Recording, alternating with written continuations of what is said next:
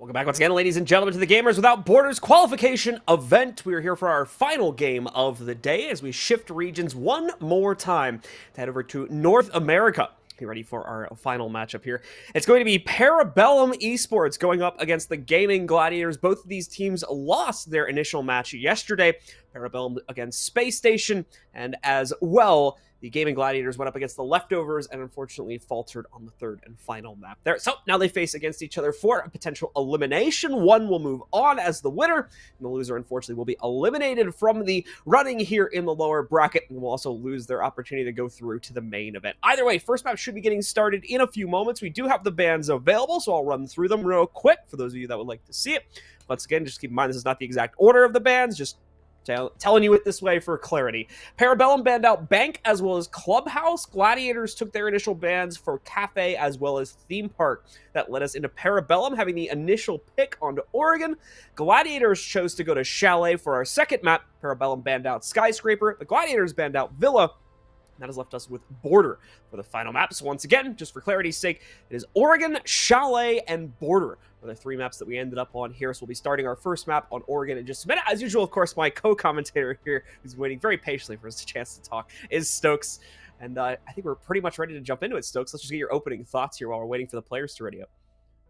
Yes, indeed. It's going to be on Oregon. And there for a split second, I thought we were going to have Kafe there as that last map, but didn't hear it initially inside of the band phase. As it got down, I was like, oh, no, we're not going Chalet Kafe again, are we? But no, it's going to be Border this time around. So a pretty exciting map getting thrown in there at the very tail end. But, I mean, you could say that about this entire pool. Oregon to start us off. I think this is just, as NA gets. So we'll have to see what they can potentially get done here. It's Parabellum Esports up against Gaimin Gladiators here on kicking off our last best of three of the evening.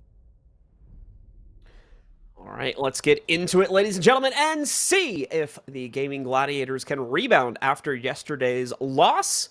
Meanwhile, for Parabellum, also looking to do the same. Parabellum looking to really claim something here for themselves as they showed up earlier this year into the NAL after winning their relegation match at the end of last year versus XSET. Managed to promote themselves into it, but unfortunately have had a little bit of a rough go of it since actually jumping into it. So Gamers Without Borders is going to be a nice opportunity for this team to potentially prove themselves. As far as bans are concerned, no huge surprises here for our attacker knockouts. Ying might be a little bit of a outlier to some folks at home, but considering it's Oregon and the amount of executes we've seen used with her, specifically for basement attacks and occasionally an upstairs play, she's just too useful right now. So wanting to get rid of her so they don't have to take the chance. That also stops teams from having to play into Warden in certain scenarios as well, as he has brought occasionally as a hard counter to that. Kate will be our first defender ban as well to counter out the Thatcher one.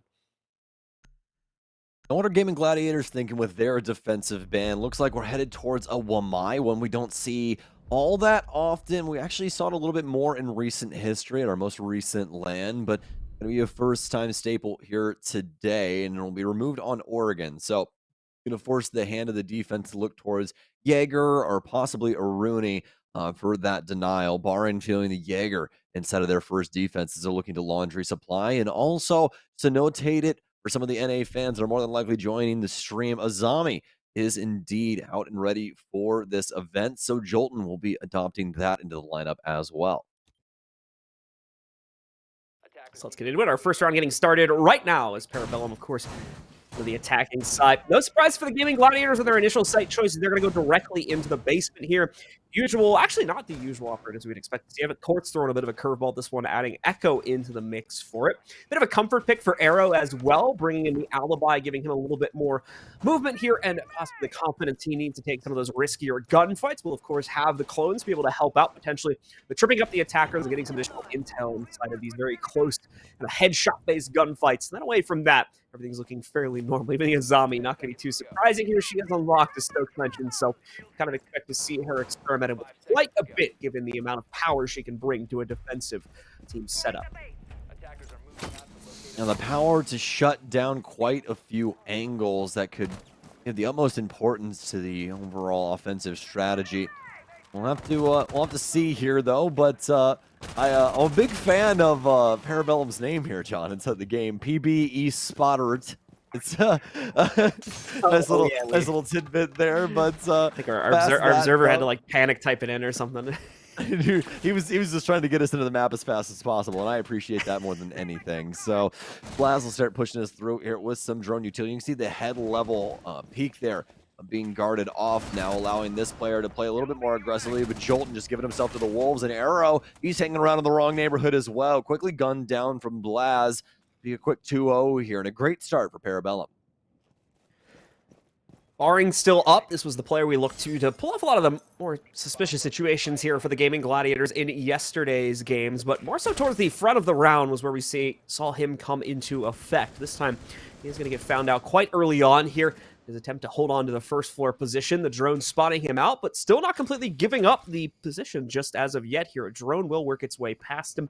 Probably shouldn't have been able to outright see his new position here at the bottom of the stairs, but he's having to dance around it here. He's been annoyed by it, and finally the timing just doesn't play out for him. He was wanting to bait this in hopes that he could maybe catch these players unawares, hoping that him staying there wouldn't have been the expected move, but he is finally caught still shooting at the drone when a member of Parabellum is ready to make the move, so he's just not really panning out for Barring there in the long run as he is forced back, but it's a good thing he at least makes it out of there alive.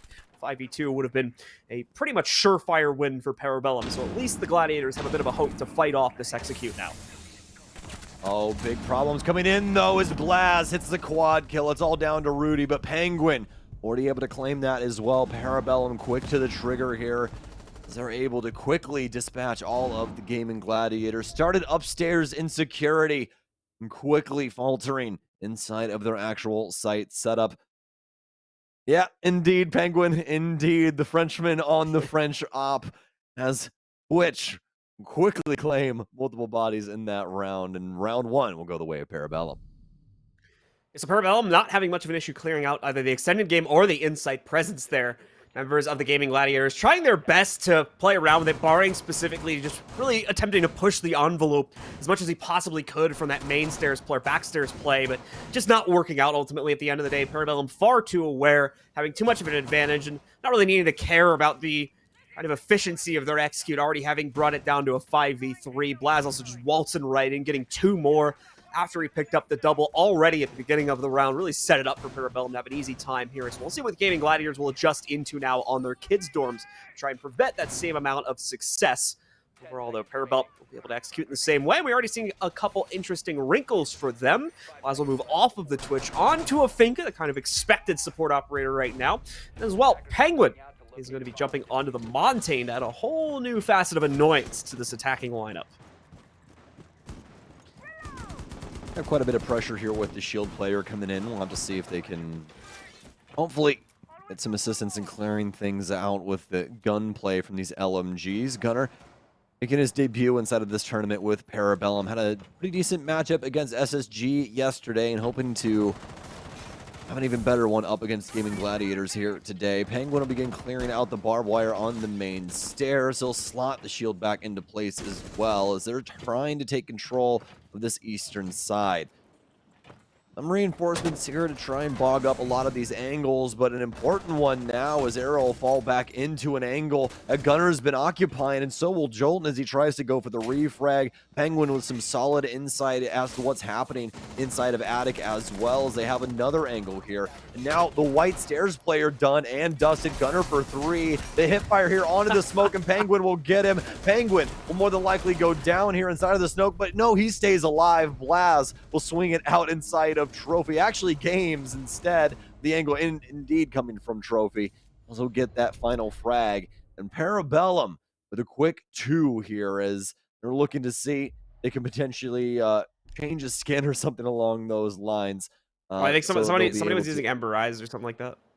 I think it's probably what it was. I gotcha. So it looks like they'll have to be using the 1-minute tactical here in order for Eska to change that out. So a little unfortunate for them, but that will also give them some time to try and discuss what they want to do with these further offenses that have came together quite well so far.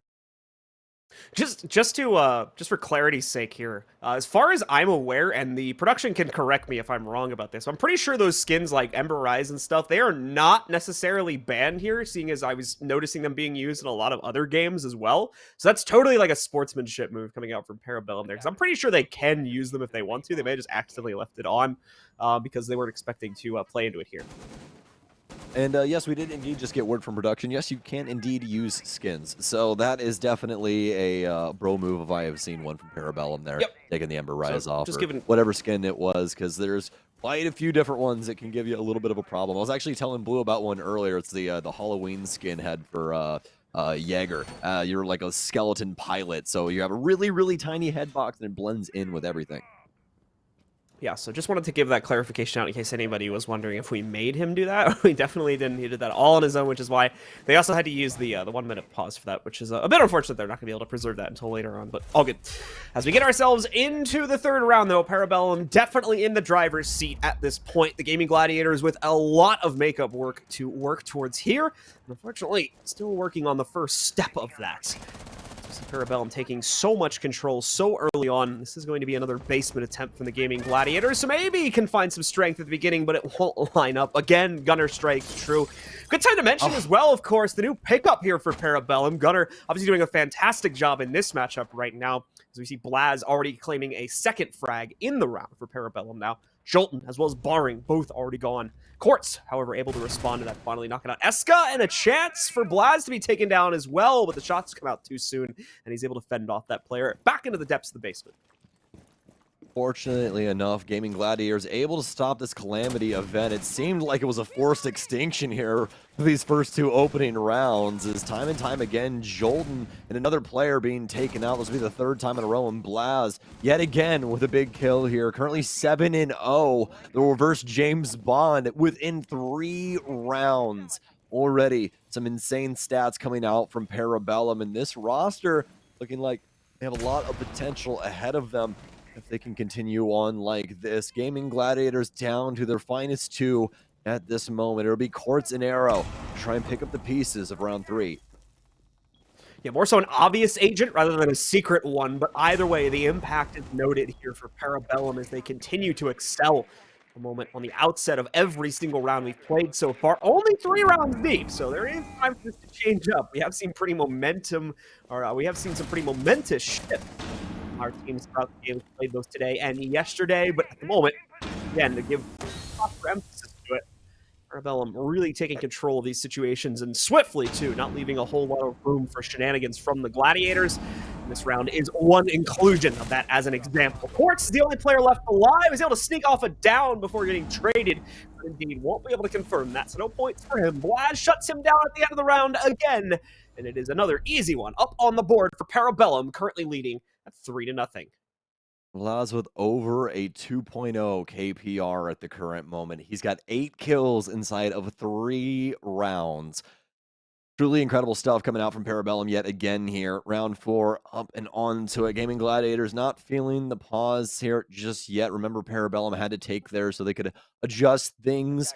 Fortunately enough for Gaimin Gladiators having kind of that sportsmanlike conduct moment there, just helping them out with the skin game, helping them see things a little bit easier. Now, for Parabellum, doesn't seem like it's really phased them all that much, maintaining the score line and maintaining the advantage through most of this.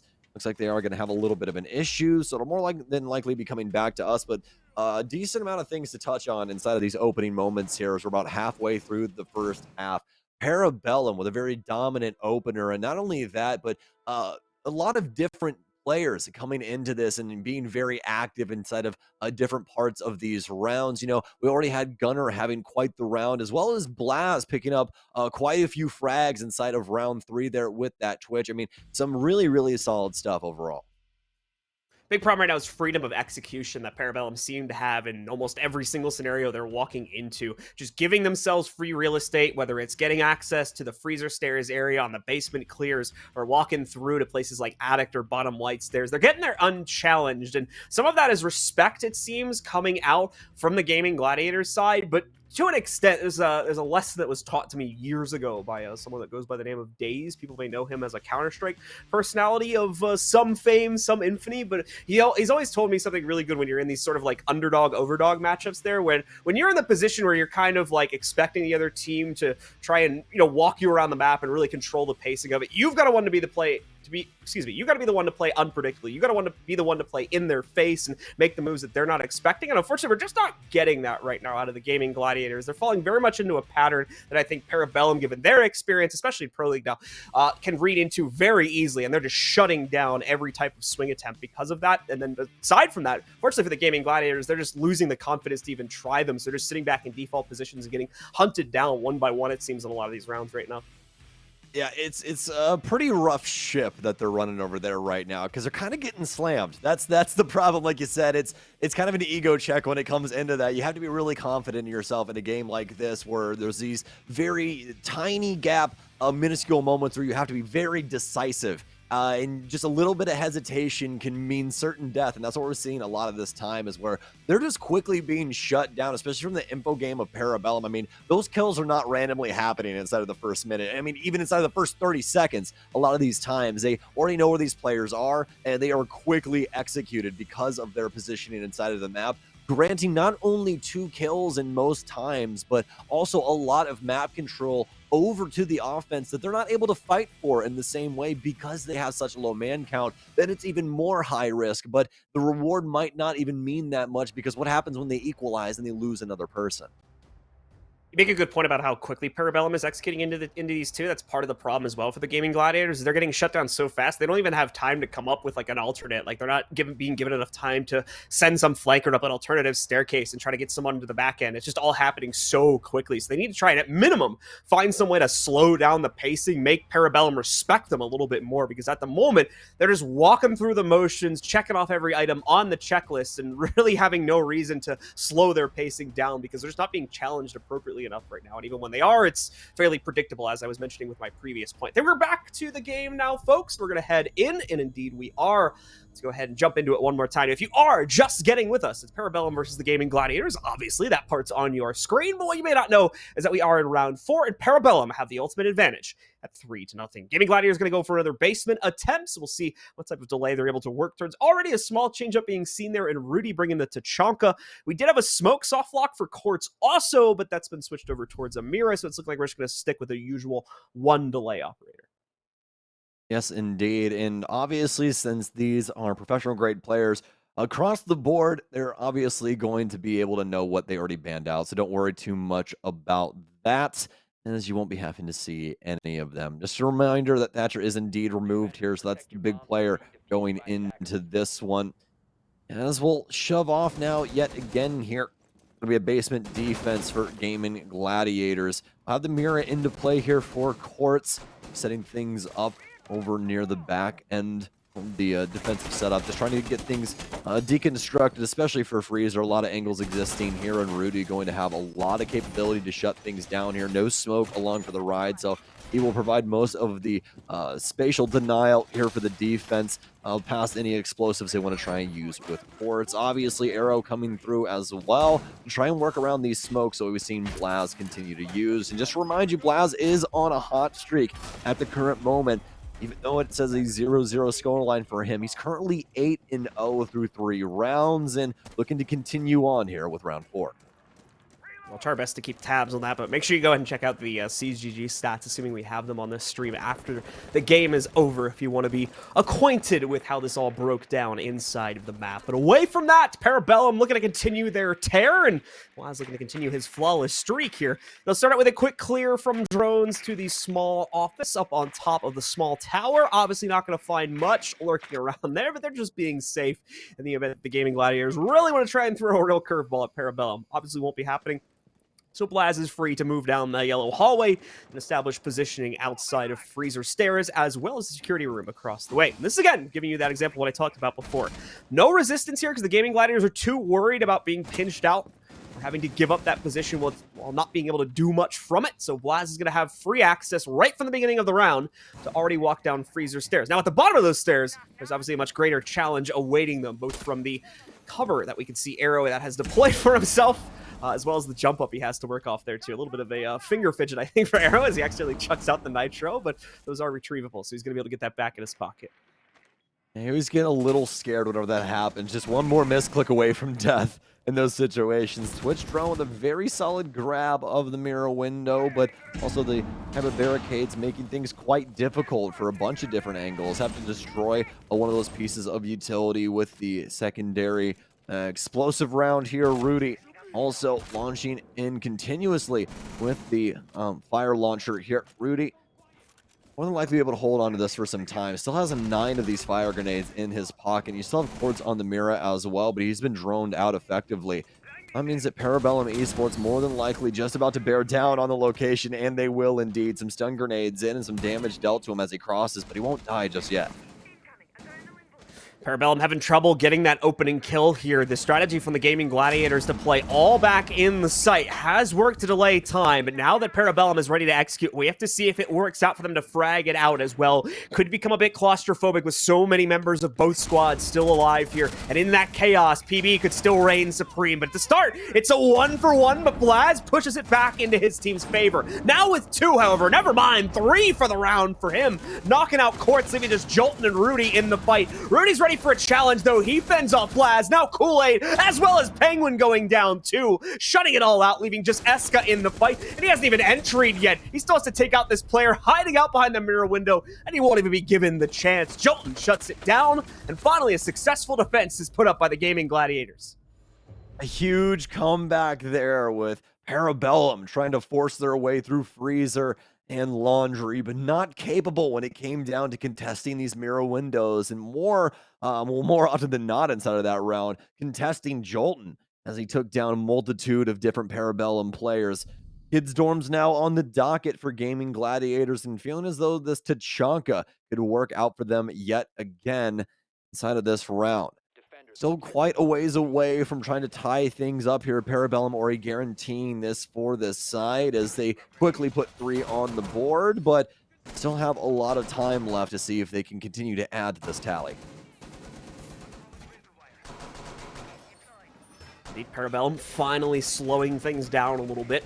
The Gaimin Gladiators delay composition works wonders for them. Try and pick up an opening round. Gonna try to repeat a little bit of that success in the form of mainly Rudy sticking with the Tachanka over the smoke. We'll have to see if the angle work will play as generously as it did for the inside of... Oh, yeah, we did get a rehost request there, so we'll see if our admins are able to accommodate that or not. It was requested a little bit late and did not get confirmed before we started the round, so... Okay, so it's one per map. So we're not going to honor that rehost. Unfortunately, it looks like it's just going to be continuing on as it currently is. And that does mean that, yeah, Kool-Aid has been team killed because he was probably the one that was bugged there. Yeah, unfortunate for him. So, not going to be able to get the bomb here either. So, have to see exactly what they can potentially do with this. Barnes going to get taken down from Gunner all in the process, though. They'll at least equalize the man count here as they continue on with the round. Blaz moving in through Garage. Eska will be playing on Armory Wall at the current moment. I believe, in fact, John, that it has dropped through the map. Oh. Well, that's that's a little different. Okay, so it looks like yeah, I think due to the fact that the due to the fact that the counter, or due to the fact that the diffuser is inaccessible to the attacking team, it's looking like they will rehost it. However, yeah, well, I mean, we'll see how the teams want to play, basically, because we were like in the middle of the round there, and it was down to a 3v3, so a rehost was called, and they did ask for it, so more than likely that is going to get reset. I think the decision was just made a little late, and obviously probably our admin team was not aware of the fact that the diffuser was literally bugged. So yeah, a little bit of an awkward decision needing to be made there. We'll figure it out as quickly as we can and then jump back in game once more once we have a real answer about what we're going to do about this. Yeah, fortunately enough, the match hasn't been going on for too long so far on Oregon, so it should be pretty simple for us to be able to put the lobby back together and be back into Oregon momentarily. And, you know, speaking of which, Gaimin Gladiators respecting the banner on Big Tower, never surrender, as they've been able to fight back for their very first round. It was looking to go for their second before that little bit of unfortunate circumstances befell Parabellum, but this will also allow them to try and talk about some things when it comes to this following round. Obviously, the opening pick going the way of Parabellum, if you know, want to kind of look into that round at all. But personally, I'd probably take it with a grain of salt. They're probably over peaking things, just, you know, kind of messing around, especially after they found out about the case. But I mean, Parabellum so far, especially with Gunner in play, they're looking pretty dynamic and very, very aggressive with their early openers. And I think the big thing about that is that they're not overplaying their hand with that aggression either. You know, it's being done in a quite a beautiful way, honestly. You know, good intel game coming in, able to capitalize on a lot of these opening kills, which has led to just beautiful mid rounds. There's nothing really the defense can do at that point as long as they are able to hold on to a lot of these important angles. And that's really what we've seen the abuse coming from for Parabellum, all except for that last defensive round that we saw from GB. So with all that said, once again, Parabellum is in control of things. On all honesty, probably going to have a bit of an easier time. We were kind of already seeing that with the action that was going on before we jumped out of game. Parabellum obviously kind of thriving in these situations where the Gaimin Gladiators are out on their own, trying to establish roaming positions. Whether it's the issue, I haven't paid too close attention to figure out why exactly it's breaking down this way every time, but it's either, again, just the absolutely spot-on intel and clearing play that we're getting from Parabellum, or just the awkward shape that this roam game has been taking for the Gaimin Gladiators, and that their players are just not set up to support each other very well. That previous round was a bit of an exception, obviously, because they pulled everybody back, just played a straight-up turtle in the basement there, and wasted out the time. Thankfully, that worked out in their favor, as Parabellum didn't really seem to have a backup plan to mitigate that much player presence inside of the site. They're not really going to be able to do that this time, though, in the kids' dorms. They're going to have to play it out to some extent, kind of spread their wings a little bit, as there's really just not enough real estate inside of the site to do the same exact thing, and it plays pretty heavily into the attacker's favor if you let them have like free white stairs access at the beginning of the round, for an example here. So more than likely, Parabellum is probably going to take control, but I have room to be surprised here if we saw some major change-ups that I didn't notice happening on the most recently played out round that'll take effect here for the Gaimin Gladiators on their upstairs hold as well. Yeah, absolutely. And that's not even talk about the deep angles that you can get very early on that kind of site as well, that are easily accessible from the outside of the building, let alone when you do get, you know, master presence there with the wall opened up, as well as start getting some players starting to corral themselves around, you know, the dorm's window, the big double window there.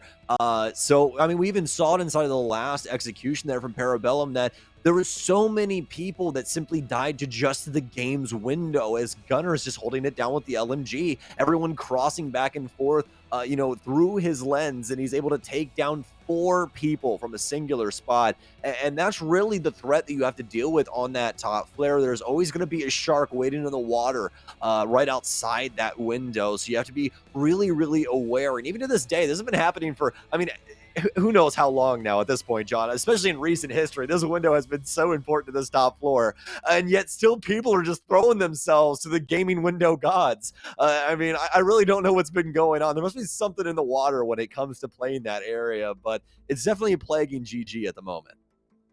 It's such a weird thing, too, that window, just because, like, as a defender, you don't tend to think about it too much, except for attackers kind of using it to repel into you. There's not, like, a whole lot of play potential, generally speaking, that comes from the defender's side, even for things like nitro tosses and whatnot out that window. It just doesn't generally tend to happen or lead into your playstyle all that much. But for the attackers, it's almost a requirement to have someone establishing Overwatch there. So just this weird kind of switch-up that happens from a side perspective there, where the defenders just aren't really thinking about it because they can't generally do anything from it. But because the attackers use it so much, they probably should be thinking about it a little more, be able to deny that presence a bit more accurately and not become a victim to it, as you were talking about there, and as we saw in one of our previous rounds.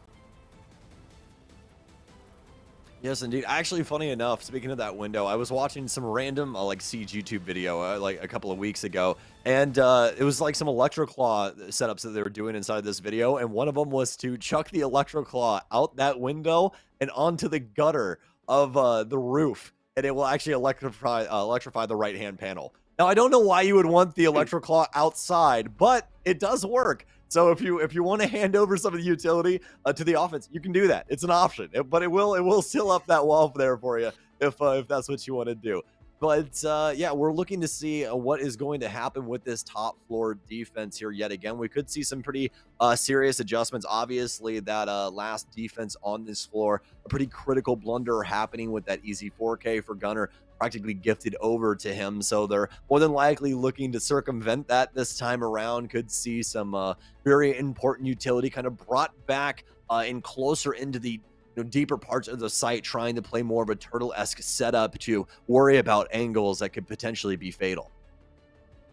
Well, either way, while we are figuring things out, it is still Parabellum in control of it right now. It is going to need to be a big change up, I think, outside of those basement defenses to see further success come in from the Gaimin Gladiators, and we'll need to wait and see. Either way, being out of the game here for this long of a period of time probably going to help out the Gaimin Gladiators a little bit. It's given them a lot of time. We are online after all, so there's no way to like restrict our players from talking to each other or anything like that. So there is probably quite a bit of communication that's gone on, maybe some input. I'm not sure if the Gaimin Gladiators has any support staff for themselves, but if they do and they've noticed anything, great time to get input from them, for example, and catch on to some of the potential missteps they may have been making on a round-around basis and be able to correct those when they go back in. So don't be surprised if we get a completely different look out of the Gaimin Gladiators when we hop back in game, given the amount of time we've now had to remake not only this lobby, but the previous attempt as well. We had to do it a few moments ago. Parabellum, though, still thriving in their own capability here. The early round is really where we need to see things immediately change up for the Gaimin Gladiators. That's where we'll judge the rest of the success from, as that's the area that Parabellum is using to springboard themselves into a whole plethora of fairly easy closeouts on these rounds, just because they're getting 2, 3, sometimes even 4 kills chained together with minimal, if any, resistance coming out from the other side. Yeah, almost effortlessly at some points, as we've seen so far. So we'll see if there's any continuation in the improvement from that on the defensive end. But so far, at least in the last round, GG able to finally hit their mark with what John was touching on before, a more turtle setup, which obviously gives control over to the offense pretty handedly initially. But they were able to play into it quite well with their setup, especially off of the mirror windows, and Jolton being quite active around those. Actually playing off of a few of the Kaiba barricades earlier inside of the round there as well. The Azami constantly inside of their defensive operation, or operator rather, rotation that has been working out decently well for them inside of recent history. But again, we need to see them kind of continue to adjust this early round to make sure that they're not in such dangerous areas. Okay, guys, still waiting on, I believe, a player on Parabellum to reconnect here. They had to reset their PC real quick or something, probably trying to avoid a crash. Let's stick with us for just a few more minutes. We work on getting them back in. Quick reminder as well, over on our primary stream, we do also have the other North American game that should have started by now. So if you're interested in checking out Space Station Gaming, they are currently fighting it out versus the Leftovers in the upper bracket final. That will guarantee at least one of our two teams to go through to Sunday's grand final best of 5.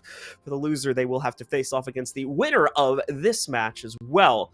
Loser of this match, unfortunately, will be our first team from the North American bracket to be eliminated. So they are very much fighting for survival. And obviously, with the current scoreboard, we have things are looking a little bleak for the Gaimin Gladiators, but they've got time to rebound not only inside of this first map, but still on maps number 2 and 3. Also, their fight has truly only just begun. And well, yes, it looks a little bleak right now. Anything can happen in the future here, especially with Parabellum looking to secure their own seeding, though.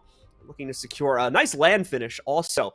They are going to be hungry to try and take this game regardless. So it might be too much of a task for the Gaimin Gladiators, but we'll have to wait and see once all of our players are ready and rejoined into the lobby. It will, of course, be good to hop back in once that's all settled. Yes, indeed. And as we are just moments away from getting back into this map, almost to the point where we will be switching sides in between these two, and this is where things could get quite interesting, not only because of our current scoreline, in which it's 3-1 in favor of Parabellum, which means obviously they've guaranteed themselves at least a split half here, but also have the opportunity to at least gather some more rounds and continue to push this advantage going into the defensive half. And we've already seen how strong the potential of this basement site is inside of this matchup, unless Gaimin Gladiators has a potent offensive side, which for Gaimin Gladiators, they've had some pretty good rounds on their offensive half, but they've also had some that just completely fall apart inside of the opening minutes and really haven't been able to shut out in quite a few different situations. So a team like Parabellum might give them some trouble.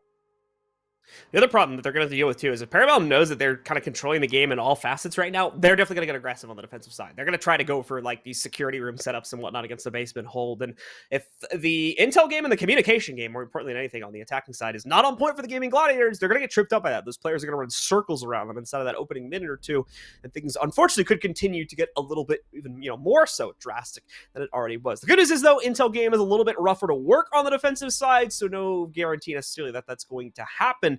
Obviously, things like drones and whatnot aren't really gifted over to the defenders. They just get that second or two of default cam intel and maybe a few other bulletproofs or Valkyrie cameras if they have the ability to throw those out as well. But overall, just a bit more of a guessing game for the defense, so maybe not as drastic as I was describing here. It is going to be up all on the Gaimin Gladiators, however, is like we have mentioned quite a few times now. Parabellum seems to be in control of most facets of this matchup. It is coming all down to the Gaimin Gladiators to change up their own fate on everything but this basement defense, which looked great, by the way, in the previous round. Just need to pull out something else here, as unfortunately that same strategy will more than likely fail on the upcoming site they have to defend before they switch over to the attacking side. Yeah, I mean, initially it looked like GG couldn't even buy a round, like the 3-0 came so quickly off of those opening engagements, and then finally they're able to at least stand up for one. I'm going to be interested, again, to see what these next two rounds look like, because it really looks like Parabellum just weren't able to get fully into that last round, especially with Jolton, and how dynamic he was for that last round, picking up quite a few kills. So they're more than likely going to be looking to try and shut him down and try and rip away some of these harsher defensive standpoints, especially when it comes to this top floor defense. Like we were talking about previously, it was quite the easy round for them, as Gunner was practically gifted a 4K off of Game's window, but this time more than likely going to be steadfast in the way that they want to hold things. Probably a lot more of bastions of hope closer to the actual site instead of reaching out into like the trophy area and things along those lines, where that line of sight can definitely punish quite a few people, as well as that attic rotation. So with that being said, Gaimin Gladiators still looking to try and shore things up on this side, needing 2 rounds to tie things up at the current moment. Still looking to improve the performance, and it looks like we are back, ladies and gentlemen. So let's see if we can lock this in and get ourselves started now. As Parabellum looks to continue to control this gameplay, and it looks like we are actually going back to where we were at previously. So 3-1 will be the scoreline. Parabellum looks to try and take back their control after they dropped the first round due to the turtle defense that came out from the Gaimin Gladiators. And we'll have to wait and see if that same strategy, more than likely not, will unfold itself in a kids' dorms defense, or if they'll try to bring something else to bear here to catch Parabellum off guard. Either way, we're heading in-game in just a second. Parabellum still in control. Just waiting on it to load up here, and we are in. So now, defense starting off here for GG, as they'll be opening up a few hatches. Looks like they want to try and extend down, or at least have a potential to rotate out of the dorms area. Rudy will begin setting up the rest of the rotations and everything else with the LMG. Could be a fairly straightforward affair for him inside of this one, as they'll continue to add to the potential pressure that they could utilize inside of this round. Look at how far reaching they want to try and extend themselves, or at least think that Parabellum, or hope that Parabellum thinks that they will go that far. Attic hatch will be opened, as well as that meeting hatch. A big rotation made here inside of Big Tower. This is going to have a lot of different moving parts here for Gaimin Gladiators. Finally, Rudy will come to rest here inside of Attic, at least for the deployable shield, and so back off inside of dorms. Gunnar, of course, on a very interesting operator, as the Gara hook will come out to play for him, potentially allowing for a very quick insertion into a higher point on this map as well, and immediately Parabellum getting off to a hot start yet again. Arrow being found out and eliminated, as the alibi, unfortunately, will be no contest inside of this round. Jolton does take some heat in a response fight elsewhere on the map, but not going to lead to a full kill against him just yet. Penguin already opening up the arsenal, has done his job here. He can now back away and get ready to try and insert himself in a different part of the map, possibly joining up with Kool-Aid in a moment for the walk-in opening, but Kool-Aid can very realistically take care of that himself as well. We don't have much in the way of mitigation. Even if we do see a mute jammer on the other side of that walk-in closet, we can probably knock that out pretty quickly. Parabellum back to form fast here, arrow to fall. Jolton already quite low, as it seems like he is a magnet for these opening bullets to simply find.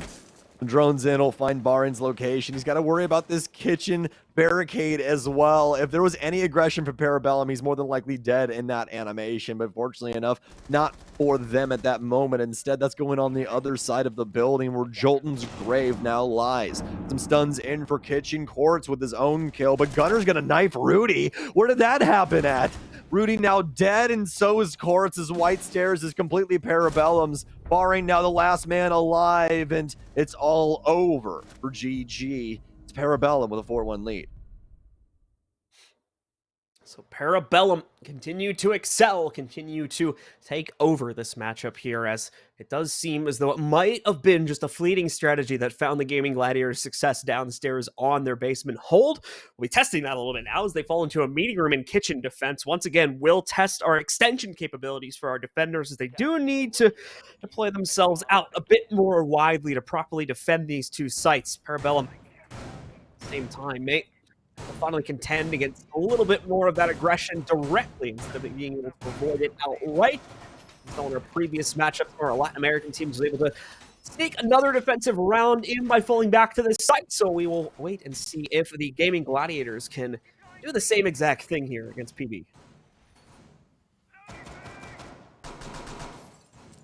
Well, hopefully round 6 has some form of luck infused into it for Gaimin Gladiators, as things have just not been coming together for them at the current moment.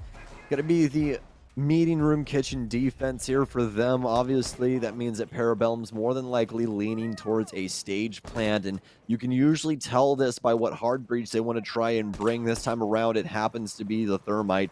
We usually see that for big jobs like stage wall, a double panel wall. They'll look to explode to try and find some safe space or to get that plant down. Blaz start working the outside of the building, opening up a bunch of different angles for himself, including the kitchen hallway. Quartz is actually already going to get tagged up, and I'm not even joking with you. Singular bullet catches Quartz in the arm, and you can already see how much damage that LMG can do with just a graze. Bringing Quartz down so low, but still keeping his aggressive capability alive. It's high enough for that. He continues to maintain presence just by the initial doorway to work yourself in through stage. Gunner waiting for the capability to put down this shield. We do see a swing attempt coming out there from Quartz as well, but backs away from it after initially peeking around. It just wanted the intel, I believe, more than anything else. And as well, we see the stage door propped open. That will force Gunnar away from it, though. It also opens up a window for more of the toxic babes thrown in by Rudy. The presence there. Gunnar with some good timing on the peak, but not able to translate it into a kill outright. Eska and Blaz. Eska again fending off more and more of the defense here. So far, only with the loss of Penguin to counter it back out. Ari's going to try to move in and counter out the plant attempt, but no. Blaz already has full control of kitchen to establish a cross for this, meaning Arrow upstairs is all that the Gaimin Gladiators will be able to carry into an extra. On a nice headshot for Arrow, but it's only the start of a very long clutch here that he needs to work towards. Pincered out from both directions. They don't expect him to make that move. He falls back by the trophy connector and is able to take down Blaz. 2 more players to go. They'll both fall back into the site as they know they can play this on timing. They're going to attempt to do so.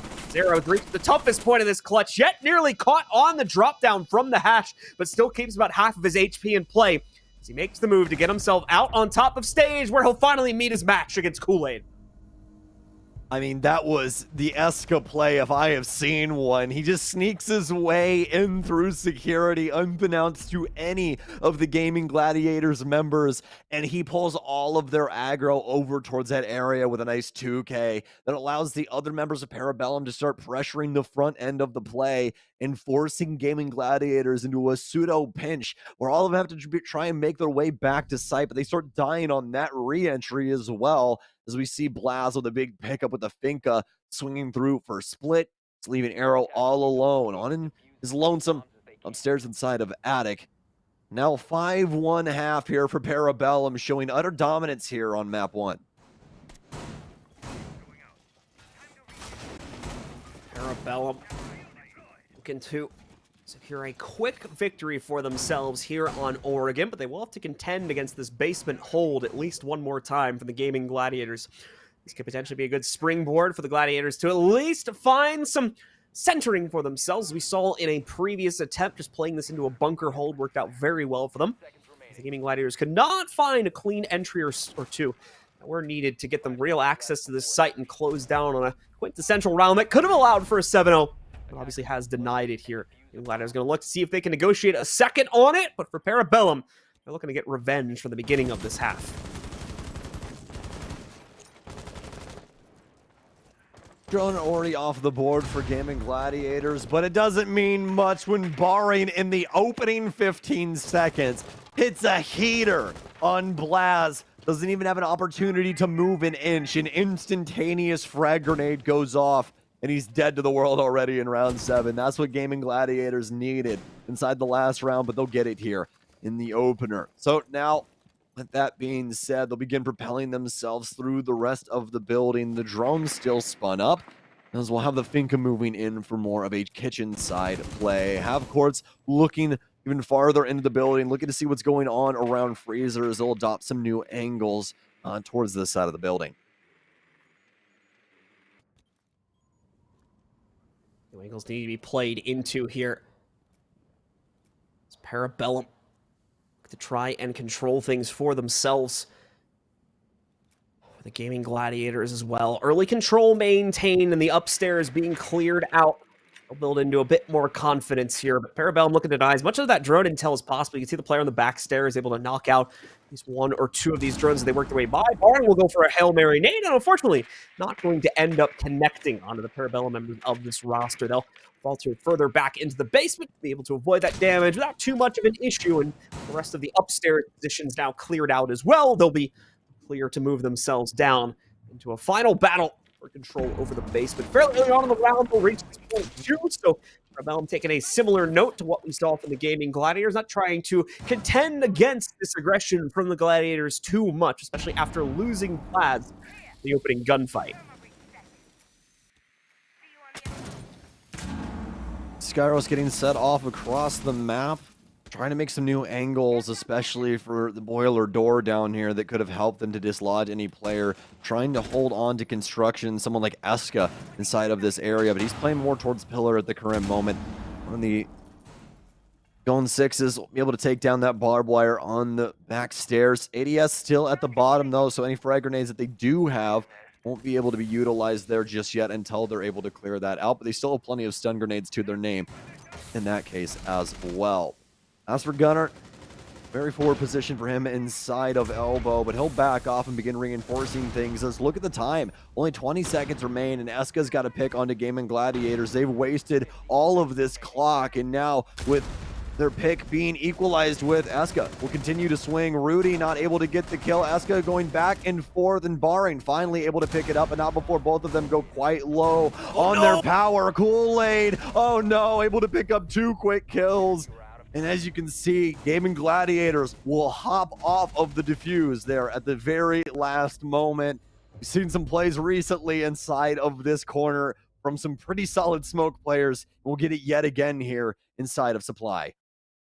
The shotgun play will leave just a small enough of an amount of time to be able to deny the plan entirely from the Gaimin Gladiators. There's a small animation you need to build up towards before it technically counts you as planning.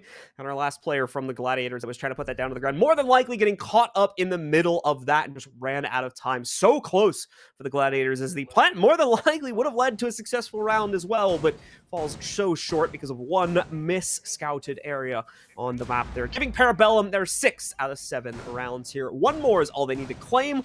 They too, though, will have to venture outwards from the relative safety of the basement hold and move into higher pastures, it would seem this time, as they'll go into the kids' dorm to try and lock in this map and lock in a 1-0 lead on the series.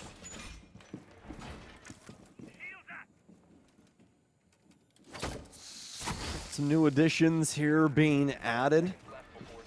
Zami continually showing us what she is capable of inside of these defensive ends. And as of right now, Parabellum looking to complete their last one, as it's already been a successful side for them, starting things off 5-1. And now pulling ahead to 6. With Jolton currently 0-3 since the rehost. Nobody really able to muster too many frags for Gaimin Gladiators. It's mostly been an extinction event. We saw that kind of coming from the earlier rounds that Parabellum were able to put together 3 in a row, and then yet again another 3 rattled off from them without a single stop in sight. They're looking to quickly dispatch Gaimin Gladiators here on Oregon. Jolton will ascend to the skies and start playing things out from the roof. They still got a decent amount to do here when it comes to their info game, especially inside of this opening minute. Jolton looking to see if there could be potentially anyone rotating through white stairs, but not at the current moment. We do have Blaz on kind of an aggressive position down low. It's going to be the utmost importance that he's able to hold on to this, as there's a bunch of different players in the area. Lots of potential for him to waste out time and get a few frags. Oh, the drone. Blaz will continue to try and mitigate things as much as possible from his downstairs kitchen position. Quartz, the meanwhile, with full vision onto him here. As you heard Stokes mention a second ago, that drone directly across the way. They've got a yellow ping for it. Here's the problem, though. Reinforced wall. No easy way to make it work. That nade will go in, though, and primed perfectly. Will knock out Blaz. Beautifully done. We've got another player on Overwatch here to make sure nobody can mess around with the white stairs. Push against Jolton. He will try to go for a depth charge kill against a player on the top of the white stairs, but unfortunately nothing there. So bad intel coming out from the Gaimin Gladiators, who just a bit of a pre-fired nade, which won't work out. It is going to make a floor through the top down, however, so could lead to a bit of a dangerous situation here for the Gaimin Gladiators if they don't pay attention to it. The good news is it does not look like Parabellum is in any position to abuse it themselves. Both Gunnar and Eska are at a sliver of HP, so they can't really play too aggressively, and they're still down a member at the moment. So Kool-Aid and Penguin also needing to be cautious with the positioning they maintain a bit closer to the site. Meanwhile, though, Gunnar has been able to work himself all the way up to Classroom. He's actually, I'm pretty sure, going to have potentially free reign against this entire push at white, but no, Quartz has established Overwatch. He'll be able to fend that off, and now the upstairs play has already been made. The plant's gone down with Arrow's kill against Kool-Aid. It's just these two left alive in the trophy connector that'll have to make a bit of a futile attempt to push their way back in. These post plants are so strong. The second we would potentially see Eska get even close to that counter defuse, we would see about 3 different angles be established against him. So just not a workable play there. Much cleaner in the meanwhile for the Gaimin Gladiators as they waltz their way through another round and get that much closer to coming back into it and triggering OT.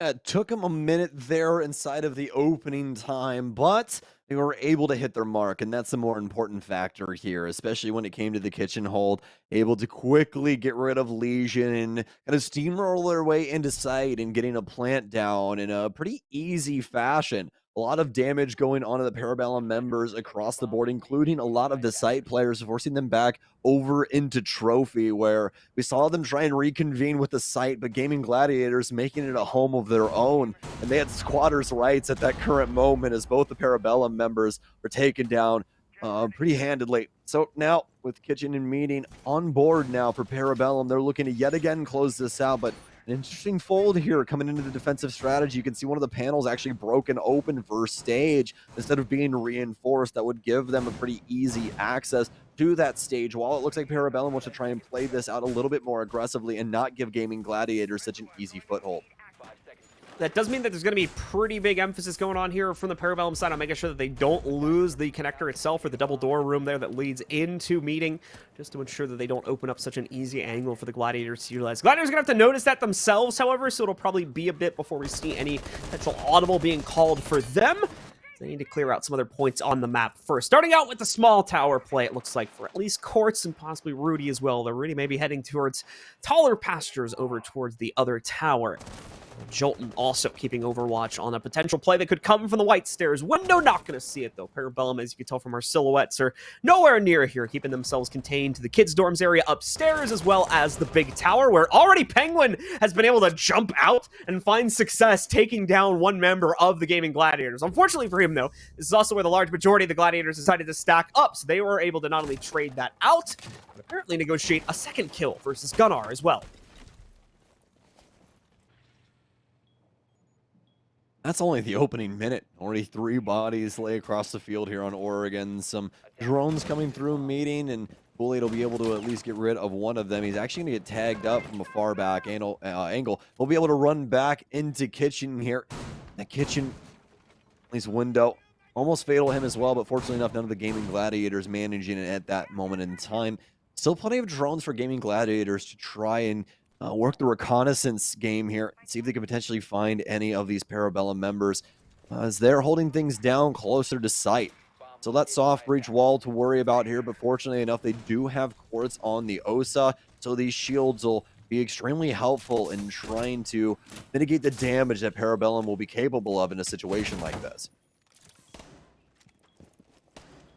As will continue to try and fend off the action from the backside of the stage wall here, but the wall won't be keeping itself alive for that much longer. You can see Jolton as well, just a tiny little angle going all the way into the depths of Attic there, trying to isolate out Eska, but instead, him and Arrow are going to end up trading blows with each other. Arrow taking out Eska, and one additional member of the Gladiators roster falling before we see that trade come through. Blaz now ready to take direct contest against anyone that tries to push through stage door, and he takes a risk swinging out from the angle to pick up another kill against Arrow. Has the E-drop as well, and he'll take it to go back down to the basement here, adding another potential flank that at the moment the Gladiators are not accounting for, but they do switch it. You'll see Rudy currently having Overwatch on to Blaz's potential flank, so he'll hold it back as well. Wait for it, and oh no, the timing could not have been worse for him here. Bringing it all down, the Jolton, but Jolton clutch out just as good. He knocks down Blaz, gets the trade, seems to have the hard ping as to where Kool-Aid is positioned as well, but Kool-Aid's not biting on it. He's not going to peek into this at all. It's going to be a move from Jolton, but he notices that Gaimin a little bit too late. You saw him trying to dash out of the way of it, but no, runs headfirst into it. Kool-Aid has not moved, though. He's not expecting this, tries to jump out and even gets a pump going, but it's a miss, and instead the clutch is made by the Gaimin Gladiators as they take control of this one. A very fortunate round there for Jolton as he survives an M590 to the chest. More than likely, a couple of those beads just going wide inside of that spray pattern. Now, Gaimin Gladiators able to stave off the ending of Oregon. We have a laundry room supply defense now for Parabellum to finally try and lock this up. Gaimin Gladiators able to get away the skin of their teeth there with Jolt making the play there at the tail end. The aggressive one as well with that Gaimin coming into it. Obviously, Kool-Aid having a pretty solid understanding of what the round potentially looked like and how it was going to play out there near that tail end of it. And it's still able to try and make the play, but shut down by the F2. And now 3 rounds separate us from overtime here, unless Parabellum have something to say about it. Parabellum probably not too worried just yet, given the overall lead they had, getting up to 6 relatively early on in this game, and already having control as well over this basement site. And the last time it was attempted, they're going to be feeling a little bit confident about their abilities to repeat success there. So much so that it looks like we're actually going to have a pretty active style of play for the Parabellum members. At least that's the appearance we're going to get here, judging from the way that we still have quite a few members off the basement floor when the round gets started. But that could still just be players finishing things up with prep. We're going to try and open up a few walls to rotate up on the first floor. Either way, we're into the round now, so we'll get a better sampling of that as the Gaimin Gladiators begin to approach the building themselves, starting off with the small tower entry.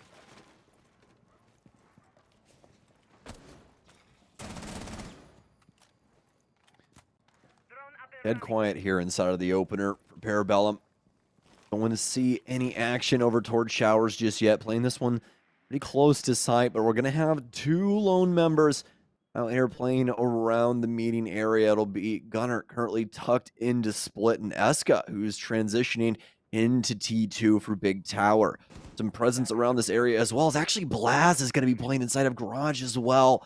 This is usually not a place that gets a lot of looks when it comes to this small tower clear across, unless you usually have some presence coming in around lobby. So there's a big chance that he gets misdroned here, and they'll call lobby free. And could potentially punish them for that. You can see Penguins also playing on the stairwell here. So have obviously the moments where they could potentially get a refrag and get at least 1 kill over on Gaimin Gladiators. So they'll start to grab on to some of the far-reaching stairwells. They more than likely still don't know about the pressure that's currently building up around this space. Blaz actually going to, I believe, have a nitro cell go off the top of the ceiling here up towards the top of Attic. And unfortunately enough, Quartz is actually going to be able to take him down before he's able to get away, as he'll move in through meeting and at least be able to claim the first life.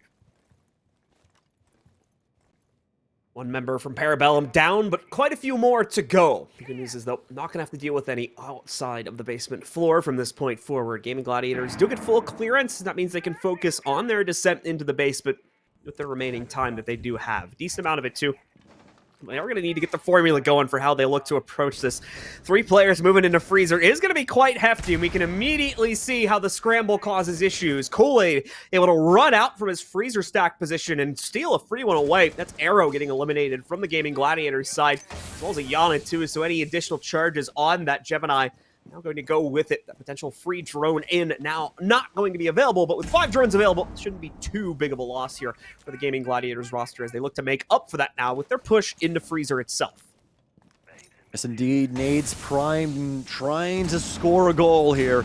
Deeper inside of freezer. Not going to pay back any dividends, though, as this Adrenal Surge is actually going to force them to stay out of this smoke. It'll deal more damage to them as Jolton hops in. Not able to land any kills, though, as Kool-Aid's able to get a second one pistol out. Quartz will take him down. They have to try and get inside of sight. Jolton trying to flank inside, but he's going to be knifed, and it's actually going to be Parabellum Esports that wins it out. It's going to be good halves in the chat. This is going to be a 7-3 scoreline with PB closing this one down for the basement defense. They managed to catch it at the very end, but I think we may have... I don't even know if the game lets this happen, but it looked like for a second that they, like, knife traded almost, where, like, one player got a knife kill and the other one got, like, a shot into his head or something like that. I'd have to roll back the tape and see the replay real quick to see if that actually happened. But, yeah, absolutely crazy gunfight to end it out. And unfortunately for the Gaimin Gladiators, just not leaving themselves enough time to get them into the site. They're trying their best to build up the intel when they were around the 1-minute mark, but spent a little bit too long doing that, and as a result, had to flush themselves in. So map 1, done and dusted, ladies and gentlemen. Stick with us, though, as while we are going to a quick break, we'll be back in about 5 minutes with map number 2 here. So stick with us once again. We'll be back in just a few with more Siege action.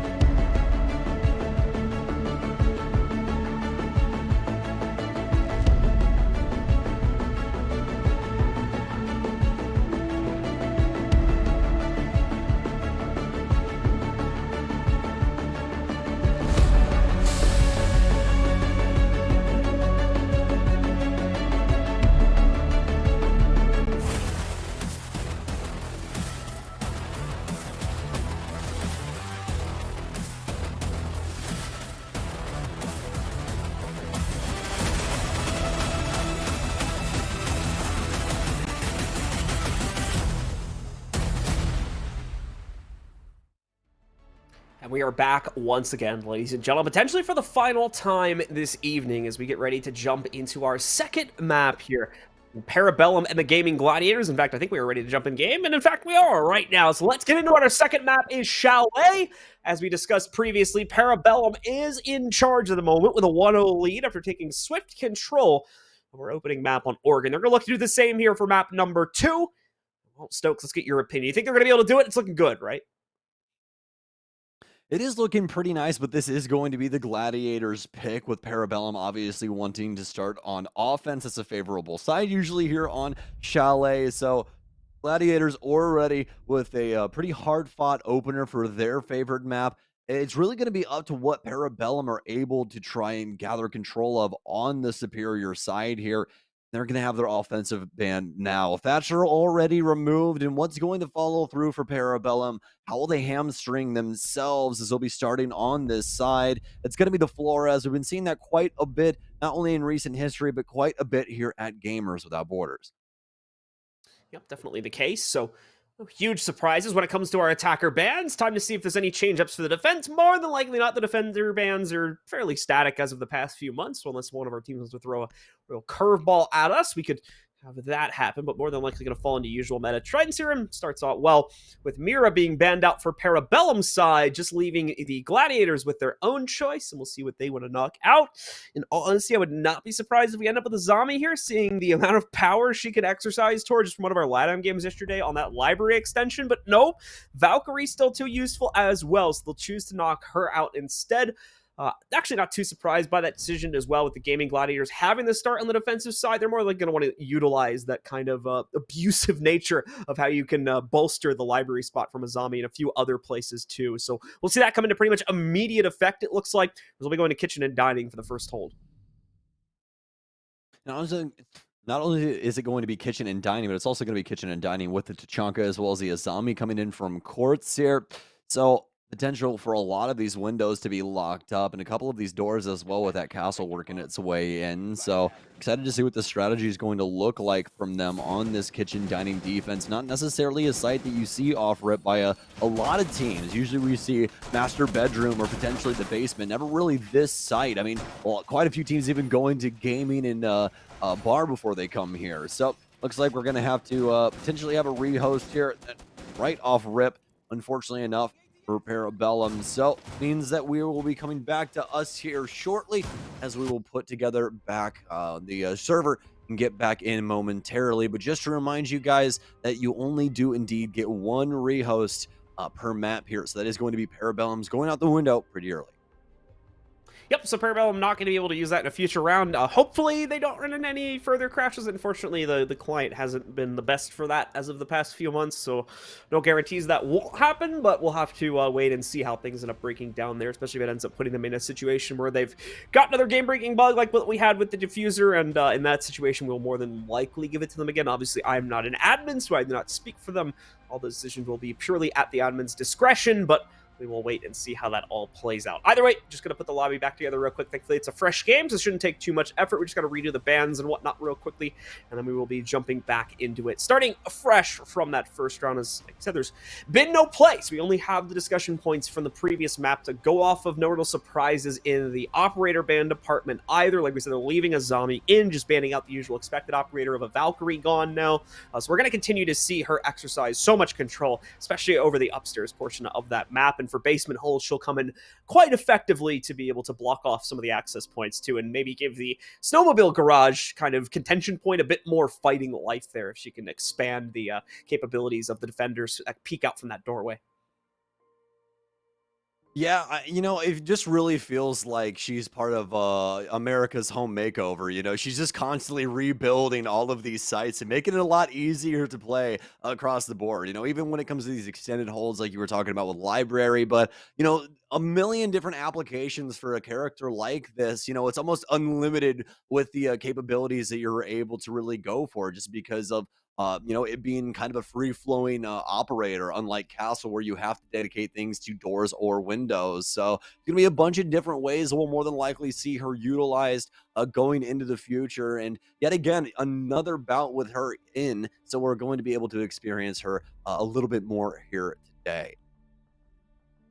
definitely the case, as she has really going to be able to, or she is really going to be able to bring so much potential and to be able to change the way the game is played, and Chalet is truly no exception to that. So Zami will continue to be a mainstay as long as she's allowed in play, and that will more than likely continue into the NAL, EOL, and all of our other divisions of play. Once we hit stage 2, I believe she will be unlocked. I don't know if the announcement from earlier today, for those who missed it, they did delay like the upcoming patch, so like Sense being implemented, for instance, that's on the back burner for right now. I don't know how that's going to affect stage 2.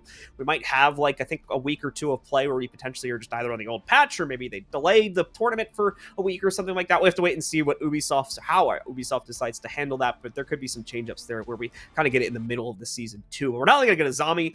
Stokes mentioned yesterday, obviously Sense will be coming into play too, because we're removing the quarantine periods. That's 2 new operators that are going to be added into the competitive pool, and this will be the only time you see that happen for quite a while, since Siege is only adding 1 operator per patch now. So it's going to be an exciting time indeed, especially if we see quite a bit of play coming out from Sense. Not entirely sure if we're going to get that just yet, but we'll find out when she's allowed in. Yeah, yes, indeed. And, you know, it's going to be really, really interesting. Oh, and by the way, not America's Greatest Home Makeover, Extreme Home Makeover. It's already been a long day again here today. I was like, as soon as I said it, I was like, no, that's not the name. Like, I was just remembering Move, That, Bus. That's all I was remembering at the current moment. So, but either way, just one of those operators that can really apply a bunch of different ways into a map. And you can say the same thing about Sense. Excited to see what they're going to offer, as well as we have a new kind of smoke op to play with. Is you know, the defense does indeed have quite a few different options that can indeed counter out Sense, but also a couple of options on the offense to make it even a more potent operator comboed with a few of our other ops inside of that lineup. But that's enough of us talking about the new patch and what is the potential future for Rainbow Six Siege, as we'll have Chalet back on and live for us here with that kitchen dining room defense coming back in. Both operator lineups will be locked into what they had previously as per rehost rules. Yep, so it is going to be, as Stokes mentioned, same operators and everything like that. We'll be loading into it now and seeing if Parabellum can get themselves off to the same good start they had in the previous map, or if the Gladiators will be taking their own correct foot forward this time here on a second map. Stokes mentioned this is going to be the Gladiators map. They're looking for some repeatable success this time, but if memory serves me correctly, and I can go and check this for myself in a few rounds on CGG, but Parabellum, I think, is no slouch necessarily here on this map either. Should feel quite comfortable inside of it. But either way, Parabellum with the series advantage, not going to be feeling too worried about the results here, as they have a whole other map to still play into if things don't pan out for them here on Chalet. All moments away from experiencing round 1. Parabellum shifting a few of their operators inside of the lineup. Lion is what they're looking to adopt in. Fink is still being allowed in, as well as Blast will pick that up instead. And why not? Already was pretty potent with it on the last map, so might as well continue it with a part 2 here on Chalet. Penguin will be piloting the Yana here too. So we'll have the hologram hopping in and get the initial clear here for game, as well as bar stock, and should be able to at least clear out the initial area so that Parabellum will have something to work with.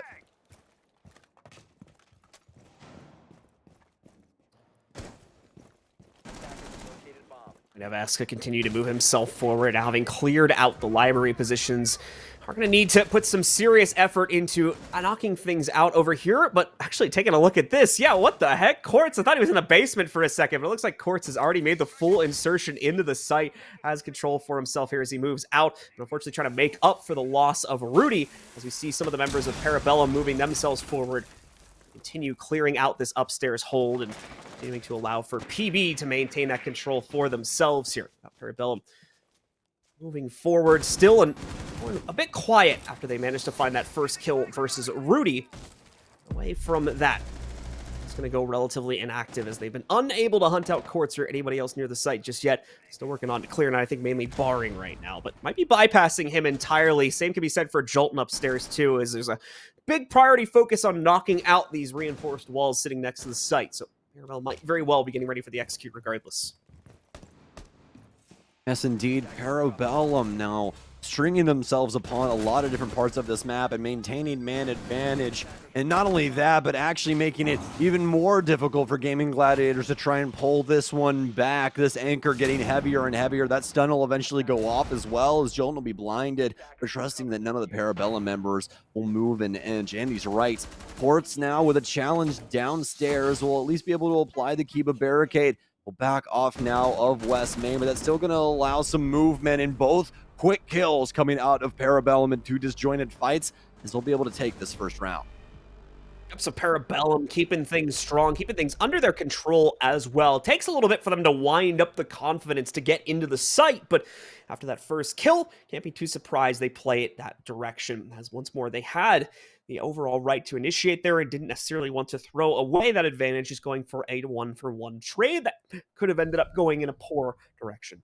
Gaimin Gladiators once again faltering at the beginning of the matchup here, but has plenty of opportunities to turn it back around. Bar and Gaming is going to be the next site that they'll rotate in towards here. As PB looks to carry onward, continue to maintain this massive advantage that we've already seen them ascertain at the end of the previous map, but really want to try and lock in with a 2-0 victory here versus the Gaimin Gladiators today. For the Gladiators, of course, they're going to have to go for a pretty natural expansion up into that library position. We'll be playing into it much more heavily now, due to obviously playing into the site directly above it. Absolutely. Gaimin Gladiators will have to try and make good on their opening engagements, as Parabellum have yet again been dominant. Hopefully not running away with it early on here like we saw on Oregon, because Gaimin Gladiators started to strike the iron, but it was a little bit too cold near the tail end of that map. You really got to be hopeful that they'll be able to at least strike a couple of blows here and try and break up, dislodge a couple of these long PB stints they've been able to put together. This round looking to be quite the interesting one too, as Gunnar will bring in the Gara hook here, looking to see if he could potentially fly inside, and almost a low end throw there that could have potentially put that drone there in the electrified wall, but fortunately enough for him, won't be losing anything just yet.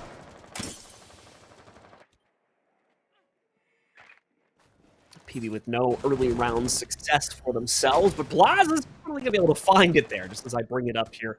Jolton will be the first to be isolated out. Quartz, as well as Rudy, still in a potentially exposed position, and Blaz is going to be able to capitalize on that too, knocking out Quartz, prompting for Gunnar to just leap directly in. The first trade does show up from Arrow, but cooling along with Gunnar, able to pincer out Rudy's position in the back closet. Arrow tries to sneak a trade in from the edge of the dining room hallway, but it just doesn't work. And although Barring, yes, finally ends the wrath of Blaz, that too will be immediately exchanged. It's still PB all day here as they go up 2-0. Yet again, making a very strong performance, showing inside of the first minute. Parabellum taking down a myriad of different Gaimin Gladiators members, and then flying through the window with the Gara hook, taking control of site. The Amaru working out pretty well there as well. It's going to be a quick 2-0 lead here, as Gaimin Gladiators once again cannot get anything going for themselves on the defensive end, whether it be on site or off site. Only 3 kills to the team's name inside of these 2 rounds so far, and 2 of those kills going to Arrow. So the off-site extension simply just not getting anything done against Parabellum. They've been able to dismantle these time and time again, not only on Oregon, but here early on Chalet. This is something that Gaimin Gladiators need to look into, trying to play off of each other a little bit more often than not, try and assist in getting some of these kills back into their favor. Really haven't been seeing any capable refrags coming through from them in recent history, making a lot of this quite difficult when it comes to the man advantage. It's very tough for the Gaimin Gladiators to try and put the right foot forward when they're always tripping on it, it would seem, as Parabellum wants to keep sticking their leg out to get in the way of the stride from the Gaimin Gladiators. Let's see if they can finally kick it out of the way on this round. It's Parabellum once again going for a quick closeout, it would seem, of this matchup, as the way they played the first 2 rounds. For the Gladiators, though, we're going to see the usual bits of extended play come out for them. Penguin already realizing, though, that the majority of the car garage is going to be open for the clearing after he deals with this barricade, of course. E1D will double confirm that as he moves himself forward, wants to try and preserve this drone as well. He'll be able to accomplish that. Just be a little careful as we've got a couple players crossing around, especially towards the back stairs here, to be able to access things by the front door. more than likely hearing that barricade break down, and indeed that would appear to be the case. So Jolton probably preparing for that, potentially stop this clear. The event it comes his direction here, trying to trap members of the team on the inside of what used to be the old front lobby of the building. Kind of still is, but it's blocked off now. Regardless, though, Rudy will find the opening impact here as he's able to knock out Blaz on the Finca and remove those adrenal surges as well as the nades from play.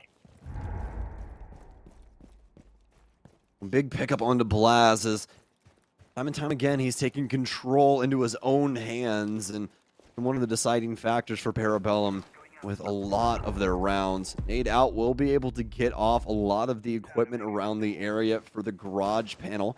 X-Kairos to soon go off, and that's going to be that blown open. Gunner still holding the top rotation when it comes to this top floor. Big potential here, but he's going to fall off at the last second, and that's exactly when we're going to start seeing the pressure come in from Gaimin Gladiators up here. The Gunner starting to work down blue stairs. Rudy will be there, a potential pinch coming in from them as well. Gunner, though, will win out the fight inside of blue. Still so many bodies for Gaimin Gladiators, but most of them, in fact, off-site at the current moment. Only a single one lying inside of the connector. Gunner getting tagged down so very much at the current moment. The EE1D catching him inside of that animation. Kool-Aid tries to bounce back inside of that last gunfight, but now it's just down to Gunner with very low HP. He tries to pre-fire around the corners and won't be able to take out Barring, who will get the very first round here for GG on their defensive side. Much more efficient early round stoppage coming out that time from the Gaimin Gladiators, able to take the early challenges against PB, slow them down, and more importantly, pick up the kills and not allow them to be immediately translated back by the attackers either. A much more solid stance put out by them. Hopefully the beginning of more things to come. But as we saw from our Oregon game, it does necessarily, 1-1 round, I should correct myself to say, doesn't necessarily translate to immediate success here for the Gaimin Gladiators. We need to see this become a pattern. It just hasn't reached that point yet, although certainly building up the prominence to be one with the play we saw on that last round. Way more one side in the favor of the Gaimin Gladiators than a lot of the other rounds they had played into had seemed. So for Parabellum, it's now their time to adjust and look for a better way to clear this out. Thankfully, again, Gaimin Gladiators will be forced to spread out a bit as they'll return to the bar and gaming room site, which will kind of force that out of them. And don't count them out of it just yet. Just as a reminder, Gaimin Gladiators did have our hotly contested match yesterday to close out the day, in a pretty feisty best-of-3 that ended with the last two maps going to the maximum rounds capable, 30 rounds in between those two. So we'll see if Gaimin Gladiators can continue on this warpath and at least try and give us a show here on Chalet.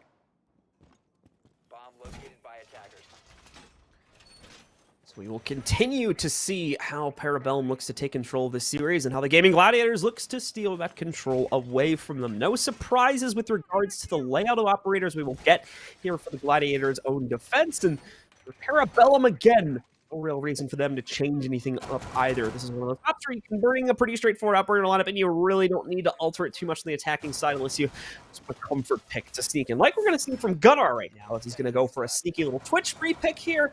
Swap the Lion out for that. Seeing as they didn't get a whole lot of intel off of the EE1B charges, this will make perfect sense. Gunnar can line up some frag at F2, as we've already seen him do on a previous map.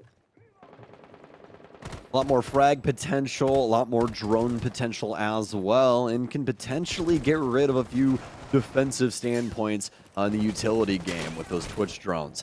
Repel up, just pre-fire into mudroom and starts immediately looking at bathroom. You can see how Parabellum are already trying to wrap themselves around the library side of the building. There'll be a prism inside that window, so Gunnar will run off as he doesn't want to lose his head just yet. Parabellum quickly working their way into this library take as they'll get rid of these laser gates and start trying to collect as much info on this situation as possible.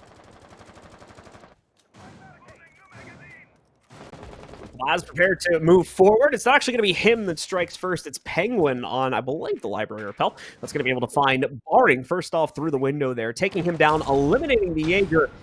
It's limiting the defensive options for our members on the Gaimin Gladiators here. Full library control goes over to the members of Parabellum because of that. They do still need to deal with the extended presence here on blue stairs. That's where Quartz will get the first trade. Quartz realizes there's probably a member of Parabellum close behind those, so he doesn't stick around.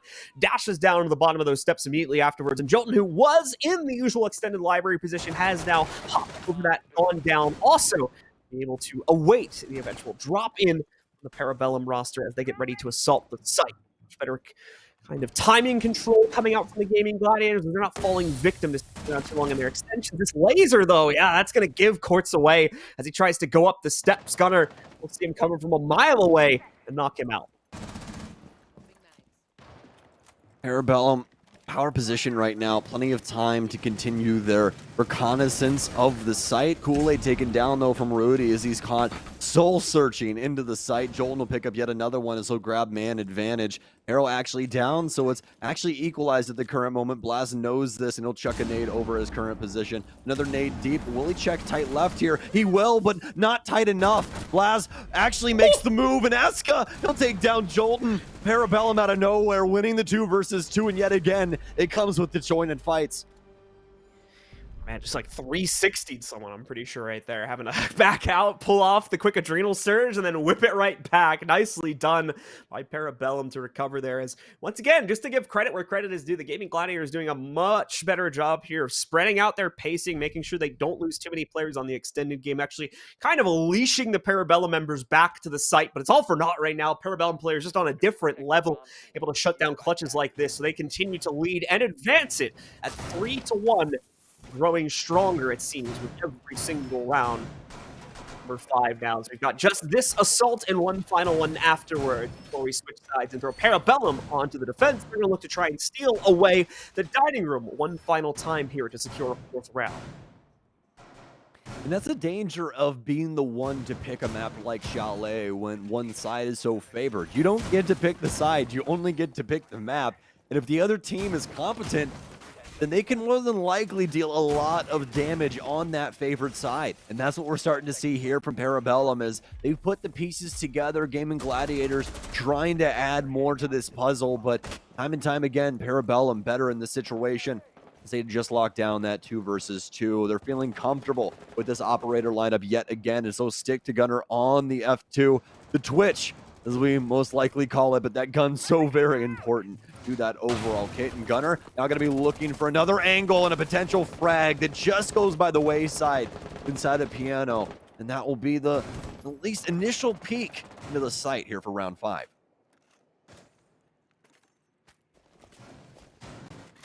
Be backing up now, waiting for the reload of Blaz, as well as a few other players to get themselves ready to make their next move. Yes, the initial insertion has been made, but this is a much smaller step against the downstairs defense.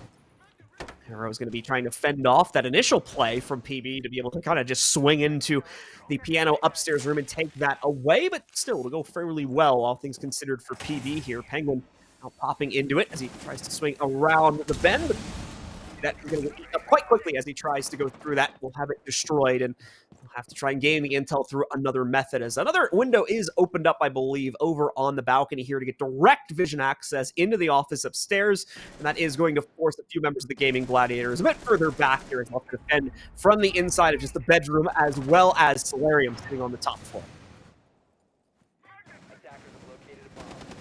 There's a brand new hole in the side of Big Garage, but that's not really the plot as to what's going on right now. It's Blaz and the elimination of the kitchen player and Jolton inside of Trophy. Continuing on, nobody paying attention. There's a man inside your house with an LMG. Somebody stop him as he's looking for the quad. An arrow handed over. Round 5 goes in the back pocket of Parabellum as once again they find such an easy way to slink into sight. And it's all Blaz all the time on the LMG.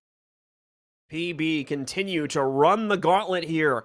As well, yes, they dropped themselves a single round. It was on this site, too, if I recall correctly, inside of the basement here. So the Gaimin Gladiators will try to leverage the advantage they had previously into one more win for themselves, but as we saw back on Oregon, no guarantee of that necessarily happening here for the Gaimin Gladiators. They very much will need it, though. A 5-1 scoreline on the attacking side of Chalet is going to be so tough to come back from. So it's do or die time now for this defensive roster. Hit the ground running. Make sure that they do not fall too far behind here and lose their opportunity to go further into this tournament, potentially onward to the main event in a few months' time, where they can earn a share of what I believe is going to be about a $2 million prize.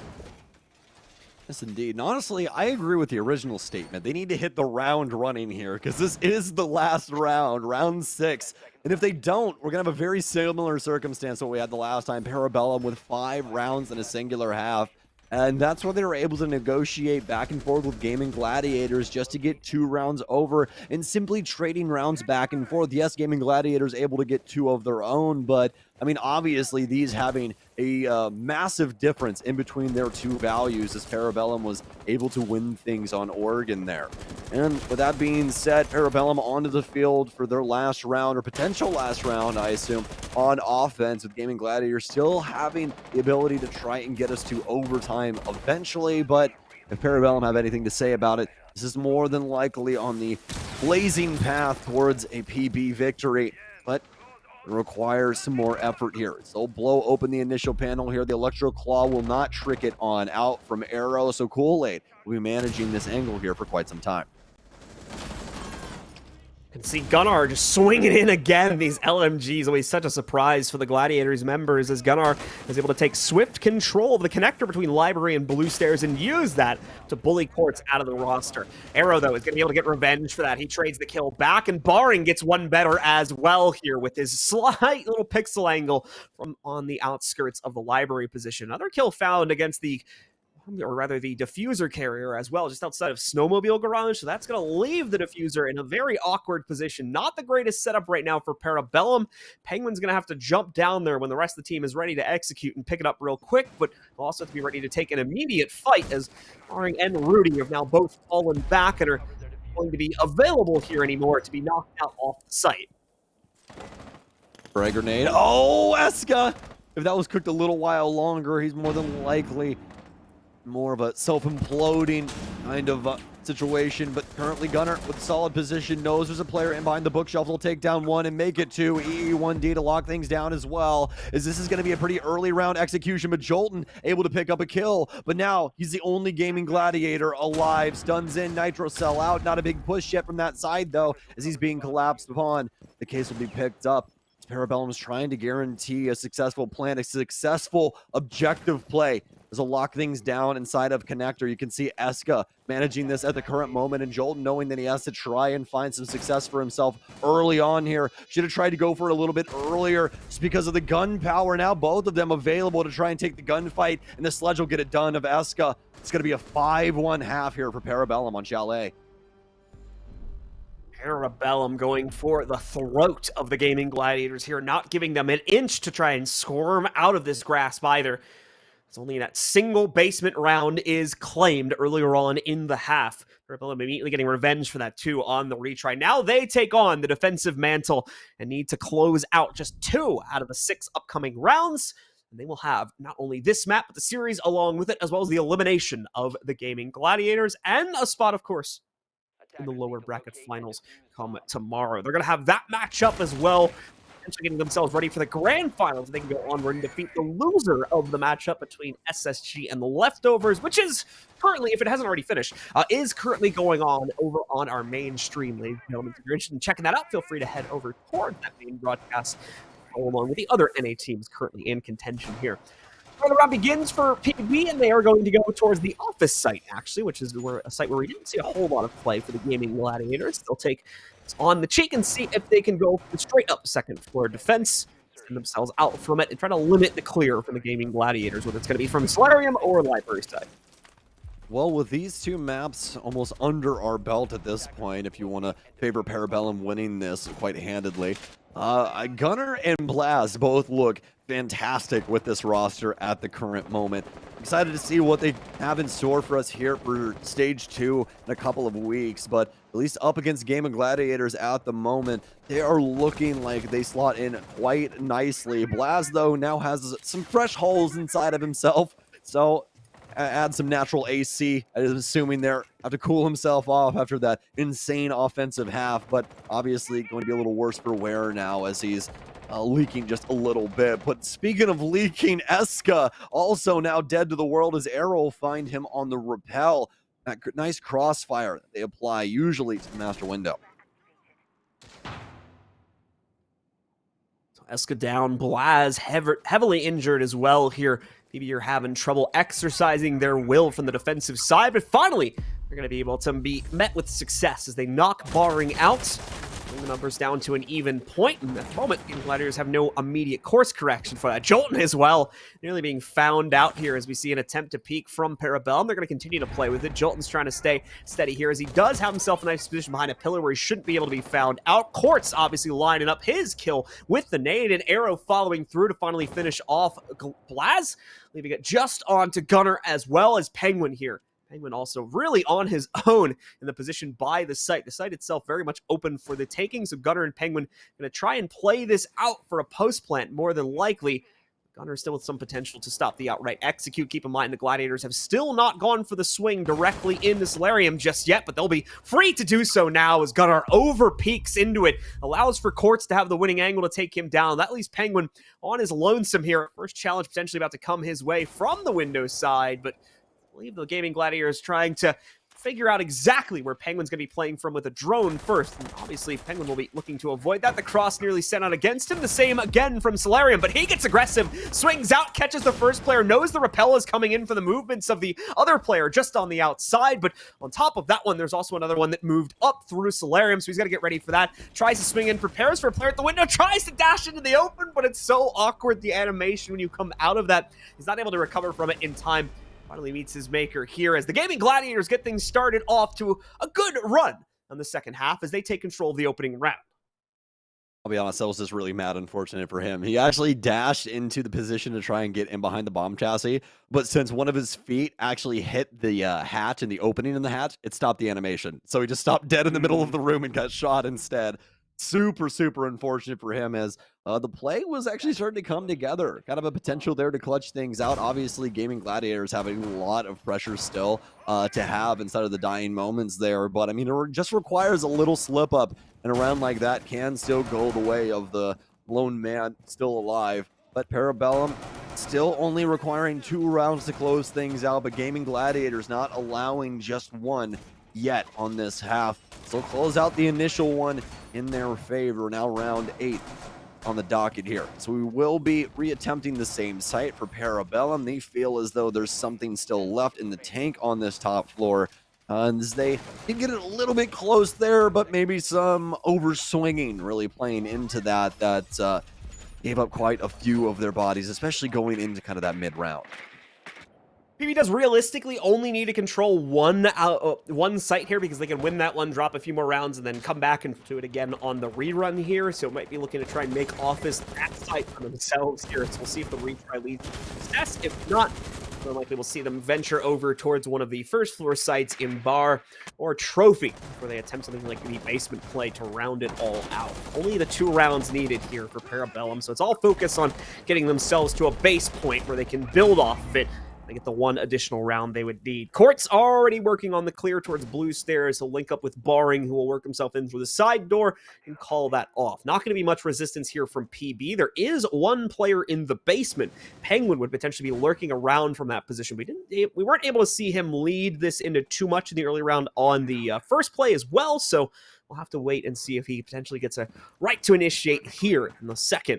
However, at the moment, looks like he's being held back, especially with the drones buzzing around the next room over. He doesn't want to take a risk on being spotted this early, but he won't have a choice, and will have to dash his way back towards safer harbors here, just on the inside of the dining room. Well, Penguin will be hopping himself back into sight. Parabellum allowed to delay a lot of this early time here. No hard breach just yet, but Rudy, he's got the medication for that situation. Quick explosion of that panel, and they'll have a new hole in the side of office that could potentially be a plant spot for them here in a couple of moments. A big swing here, but all barring ill-advised. Penguin shuts him down with a quick adjustment of that 1.5. Will hop down into Trophy. Nobody managing the window here either, so a potential for Gaimin Gladiators to try and refrag this.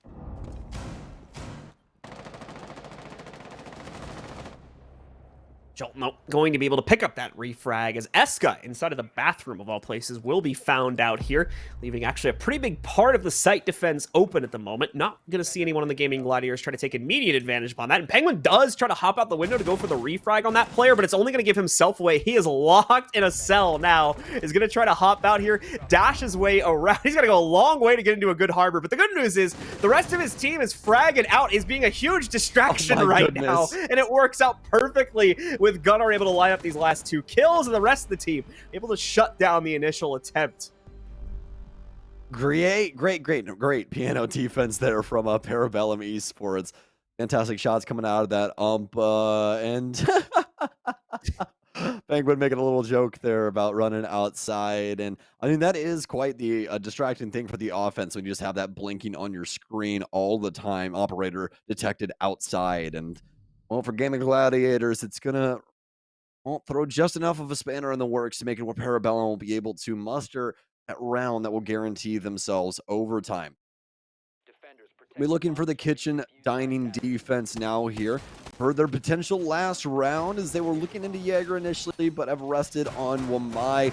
Very solid operator, not only because of his deniability for a lot of throwables and his countering of Capital, the only counter that exists in the game, but also having impacts, and the MP5K with that 1.5 allows you to take some longer distance gunfights that you're really looking to do a lot of different situations. Kool-Aid can obviously help with that, along with Penguin with their own respective weapons, and Blaz and Eska will be more dedicated to those closer engagements, with obviously Eska playing a lot more into the info game with the cardiac sensor.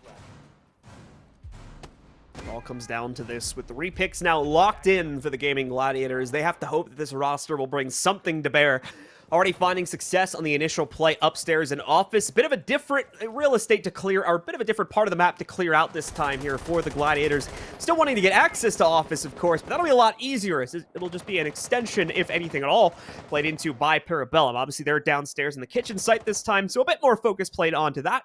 It also gives a safe harbor for Eska to rotate into as well, to gather all that intel from his heartbeat sensor. There's not going to be much of a way for the Gaimin Gladiators to knock him out. However, just as I say that, a nade finds itself in very deep territory here to knock out Kool-Aid early on in the round. A second one also going to be thrown out, but I believe this one just mainly to knock out some utility, and apparently Baring's own drone, I'm pretty sure, if I saw that correctly on my screen. Some shots coming in on to Gunnar now. Multiple different angles to worry about. He'll swing back in towards bathroom. While having a lot of management here on the Solarium windows, a quick trade back and forth, but that obviously favors the Gaimin Gladiators as they're ahead inside of the man count. Have another player here on the window, some potential shots to be landed from Gunnar yet again. He continues to try and take this fight. Sees the upside down rappel, will try and pre-fire, potentially catch them off guard. He's working his way back and forth. The couch now blocking the back end. He has indeed been able to negotiate for the kill onto Arrow, and Parabellum with another one as well. It's down to Jolton as well as Rudy to try and keep the Gaimin Gladiators' hopes alive. Jolton able to fire truly, though, to be able to knock out Blaz here and even out the numbers yet again. Rudy just chucking away one of his flashes. Should still have 1 or 2 additional sitting in the pocket, but the focus is upstairs. No. However, here's the problem. Eska is going to be able to jump right out as Jolton was left undefended on his rappel. There's an immediate pickup for him and no way to refrag it for Rudy's. He's too slow on his own rotate to take Overwatch in that position. The timing is so unfortunate for the Gaimin Gladiators, and it may very well cost them the match now. Eska probably hearing this rappel is going to be able to react to it in kind, getting himself a bit closer. And oh no, nearly seeing him get knocked out by that utility toss right there. It falls just a bit short, but the bullet does not. Gunnar locks it in, and it's going to be Parabellum with the 2-0 victory, moving onward further into the tournament and further towards our main event. And as well, knocking out the Gaimin Gladiators is unfortunately our first team to be eliminated here in North America. What a showcase from Parabellum here, though, inside of this best-of-3 dominance, not only on Oregon offense, but also on Chalet. Overall, the defense is really coming to bear there at the tail end as well. Some super aggressive plays from Parabellum, but calculated in every sense of the term, especially with what we saw out of that pulse play there from Eska. Congratulations to them, as I'll continue on here to our finals, at least for this group stage here for Gamers Without Borders. Yep, they are once again going to play against the team that lost from the upper bracket matchup that was going on our main stream. All the results in front of me right now, but we'll hopefully have those for you guys soon. However, at the end of the day, it actually looks like that match is still going on, just for clarification. So we don't have a winner from that one just yet, but we do want to remind you guys to go ahead and check that out, and make sure you check it out tomorrow as well. We are finished now here on the B stream. All the action has concluded. It is going to continue over the next 2 days over on our main broadcast. So make sure you guys are checking that out and joining us for all the games. We will have, I believe, 6 more best of 3s over the next 2 days on that channel. And as well, just one further update about the game currently being played. It is up 1-0 for SSG with map 2 ongoing. So go and hop in there now. Go and catch the tail end of that, because we're done here. We don't want to waste any more of your time, folks. Thank you very much for tuning in. We hope you've enjoyed the show here on the Bravo stream, and we hope to catch you on the A stream for the rest of the festivities throughout this weekend, and of course, leading up to our main event.